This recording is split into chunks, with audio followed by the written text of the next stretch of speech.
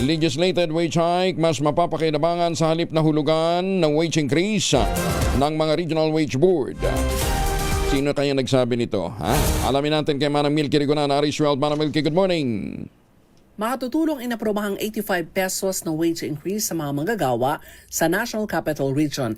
Pero ayon kay Representative Percy Sandanya na Akbayan Party List, dapat sundan na ito ng pagpapatibay ng legislated wage hike. Ilan sa mga wage bills na nakabinbin sa Kamara ay mula 200 pesos hanggang 1,200 pesos para maituring ito na nakabubuhay na sahod. Ayon kay Sandanya, iba't ibang wage bills sa Kamara ay naglalayong ipatupad ang nationwide across-the-board wage hike. Katwiran ni Sandanya, hindi naman nagkakaiba ang pangailangan ng mga manggagawa sa National Capital Region at sa iba't ibang panig ng bansa. Una rito, tinawag ng ilang mambabatas na budol ang 85 pesos wage hike na inaprobahan sa NCR dahil ginawa pa itong hulugan.